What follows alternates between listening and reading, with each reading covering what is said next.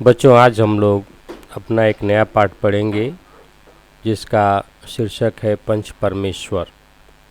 यह कहानी आपने किताब में पढ़ी ही होगी। अब उसके प्रश्न उत्तर को हम देखेंगे। पहला प्रश्न है, जायदाद की रजिस्ट्री होते ही जुम्मन का व्यवहार बदल गया। इससे जुम्मन के स्वभाव के बारे में क्या पता चलता है? तो उत्तर होगा इसका, इससे जुम्मन के स्वार्थी होने का पता चलता है। दूसरा है प्रश्न, मैं अलग पका खा लूँगी, खाला ने ऐसा क्यों कहा? मैं अलग पका खा लूँगी, खाला ने ऐसा क्यों कहा? इसका उत्तर होगा, जुम्मन की पत्नी के रोज़ रोज़ के ताने सुनकर खाला परेशान हो चुकी थी और जुम्मन भी निठुर हो गए थे, इसलिए खाला ने ऐसा कहा। फिर अगला है हमारा प्रश्न, जुम्मन ने खाला की रोटी कपड़ा देना क्यों कबूल किया था? तो उत्तर लिखेंगे आप लोग, जुम्मन ने बूढ़ी खाला को जायदाद के बदले में रोटी कपड़ा देना कबूल किया था। अगला है प्रश्न, फैसला सुनते ही जुम्मन सन्नाटे में क्यों आ गए? उत्तर लिखेंगे आप लोग, फैसला सुनते ही जुम्मन सन्नाटे में आ गए क्योंकि जुम्मन को आशा थी कि अलगू चौधरी तो उनके पक्के मित्र हैं, इसलिए वो फैसला भी उन्हीं के पक्ष में सुनाएंगे। लेकिन अलगू चौधरी ने फैसला बूढ़ी खाला के पक्ष में सुनाया। फिर प्रश्न है, सरपंच का आसन ग्रहण करते हुए जुम्मन में कौन सा भाव पैदा हुआ?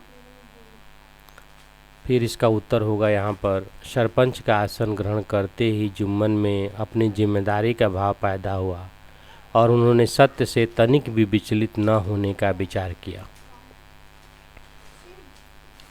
अगला हम प्रश्न देखेंगे, सही विकल्प का निशान लगाइए।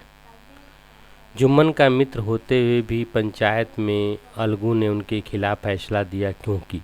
ये प्रश्न है, इसमें से 3 हैं, तीनों में से कौन सा सही है उस पर आपको निशान लगाना है। प्रश्न है, जुम्मन का मित्र होते हुए भी पंचायत में अलगू ने उनके खिलाफ फैसला दिया क्योंकि अलगू सच्चा मित्र नहीं था, गलत है। जुम्मन के घमंडी स्वभाव से अलगू नाराज था, गलत है। सरपंच का आसन ग्रहण करने वाला व्यक्ति निष्पक्ष होकर न्याय करता है, ये सही होगा। देखिए इस पर टिक लग गया है। फिर कह रहा है, जुम्मन शेख ने समझू साहू के विरुद्ध फैसला दिया कि बैल का पूरा दाम अलगू चौधरी को दें क्योंकि?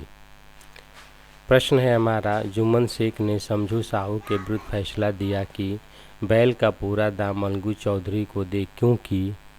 तो 3 ऑप्शन है मेरे पास। पहला होगा, जुम्मन शेख ने सरपंच बनकर समझू साहू से बदला लिया। दूसरा होगा, जुम्मन शेख ने अपने मित्र अलगू चौधरी का पक्ष लिया, तो ये दोनों गलत है। तीसरा होगा, बैल के मृत्यु केवल इस कारण से हुई कि उसने कठिन परिश्रम लिया गया और उसके दाने चारे का प्रबंध नहीं किया गया, तो ये सही होगा। फिर अगला है प्रश्न, क्या कह रहा है देखिए, कहानी से संबंधित वाक्य गलत क्रम में लिखे गए हैं, उन्हें सही क्रम में लिखिए। तो सही क्रम क्या होगा, यहाँ सामने दिया है, देखिए। पहला क्रम है, जुम्मन शेख एक बूढ़ी खाला थी। जुम्मन शेख की एक बूढ़ी खाला थी, उनके पास थोड़ी जायदाद थी परंतु उनके निकट संबंधियों में कोई न था। ये क्रम से कहानी को बता रहा है। जुम्मन ने लंबे चौड़े वादे करके वह जायदाद अपने नाम लिखवा ली थी। एक दिन संध्या के समय एक पेड़ के नीचे पंचायत बैठी। अलगू चौधरी ने जुम्मन से जिरह शुरू की। सरपंच का आसन ग्रहण करते हुए जुम्मन ने अपनी जिम्मेदारी का भाव पैदा हुआ। थोड़ी देर बाद जुम्मन अलगू के पास आया, उनके गले से लिपट गया। ये हमारा जो है सही क्रम होगा। फिर हमारा अगला प्रश्न है, निम्नलिखित कथनों को पढ़िए और उनके सामने खाली जगह में किसने किससे कहा लिखिए। ये खाली जगह दिया है और उसमें आपको भरना है, तो हम पढ़ दे रहे हैं। बेटा, तुम्हारे साथ मेरा निवाह न होगा, तुम मुझे रुपया दे दिया करो, मैं अलग पका खा लूँगी। किसने कहा? बूढ़ी खाला ने जुम्मन से। रुपये कहाँ क्या यहाँ फलते हैं? किसने कहा? जुम्मन ने खाला से। ये भरना है आपको।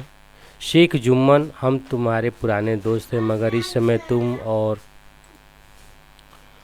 शेख जुम्मन हम तुम्हारे पुराने दोस्त हैं, मगर इस समय तुम और बूढ़ी खाला दोनों हमारी निगाह में बराबर हो। किसने कहा? अलगू चौधरी ने जुम्मन से। भाई पंचायत कर लो, जो कुछ तय हो जाए उसे स्वीकार कर लो। लोगों ने समझू साहू को कहा। समझू के लिए उचित है कि बैल का पूरा दाम दे। किसने कहा? जुम्मन ने पंचायत में। पंच न किसी के दोस्त होते हैं न किसी के दुश्मन। किसने कहा? तो जुम्मन ने स्वयं को। नीचे लिखी पंक्तियों का आशय अपने शब्दों में लिखिए। अब कुछ दिया गया है, उसका अर्थ आपको लिखना है, जिसका यहाँ पर दिया है पढ़ेंगे और उसको समझेंगे आप लोग। रजिस्ट्री की मुहर लगते ही खातिरदारी पर भी मुहर लग गई। इसका अर्थ होगा जैसे ही खाला ने अपनी जायदाद जुम्मन के नाम लिख दी, उसके बाद से जुम्मन और उसकी पत्नी ने खाला का ख्याल रखना कम कर दिया।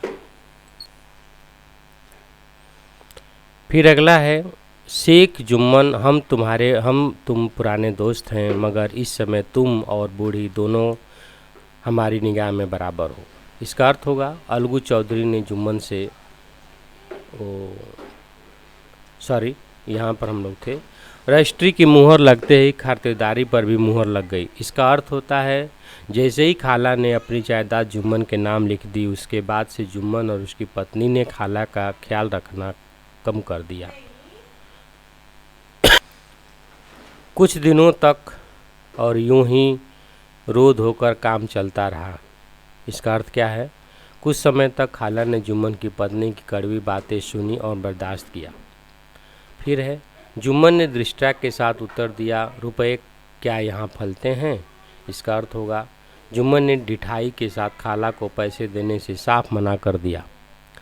फिर है अगला, जुम्मन को यह फैसला आठों पहर खटकने लगा। इसका अर्थ होगा अलगू चौधरी का फैसला जुम्मन सहन नहीं कर पाए।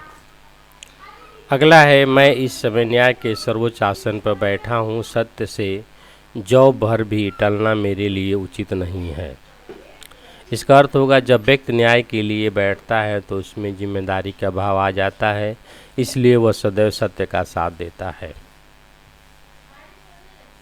इस प्रकार ये पंक्तियों का अर्थ हमने समझा दिया। आगे हम देखेंगे भाषा के रंग। इस भाषा के रंग में देखें क्या क्या दिया है। मुहावरों का सही अर्थ से मिलान कर अपने वाक्यों में प्रयोग कीजिए। देखिए मुहावरा दिया हुआ है, ये उसको अर्थ भी यहाँ पर दिया है और उसका वाक्य प्रयोग भी दिया है। ये तीनों चीज़ है, बहुत इम्पोर्टेंट है, आप लोग ध्यान से सुन लीजिए। मुहावरा है पहला, मुहर लग जाना का अर्थ होता है पक्का हो जाना। इसका वाक्य प्रयोग क्या होगा? रजिस्ट्री की मुहर लगते ही खातिरदारी पर भी मुहर लग गई। फिर है अगला मुहावरा, सिर माथे चढ़ाना। इसका अर्थ होगा खुशी से स्वीकार करना। इसको वाक्य प्रयोग हम करेंगे, सभी ने यह फैसला खुशी से स्वीकार कर लिया। फिर है सन्नाटे में आ जाना, मुहावरा है। इसका अर्थ होगा चुप रह जाना। इसको वाक्य प्रयोग होगा, जज का फैसला सुनकर फरियादी सन्नाटे में आ गया। फिर अगला है मुहावरा कलेजा धक धक करना। इसका अर्थ होगा अधिक घबरा जाना। इसका वाक्य प्रयोग होगा, जैसे ही विजेता की घोषणा होने लगी राम का कलेजा धक धक करने लगा। फिर अगला है मुहावरा दिल का मैल धुल जाना। इसका अर्थ होगा मन साफ हो जाना। वाक्य प्रयोग होगा, राम की बातें सुनकर रमेश के दिल का मैल धुल गया। इस प्रकार से यह मुहावरा उसका अर्थ है। अगला हम देखेंगे, निम्नलिखित तद्भव शब्दों के तत्सम रूप लिखिए। बच्चों यहाँ पर तद्भव ये शब्द दिए गए हैं, उसका तत्सम भी यहाँ पर दे दिया गया है, जिसे आप लोग ध्यान से सुनिएगा। निबाह का तत्सम होगा निर्वाह, निठुर का होता है निष्ठुर, पहर का होगा प्रहर, घर का होगा गृह, पूरा का होगा संपूर्ण और भगत का होगा भक्त। इस प्रकार ये भी प्रश्न उत्तर समाप्त हुआ।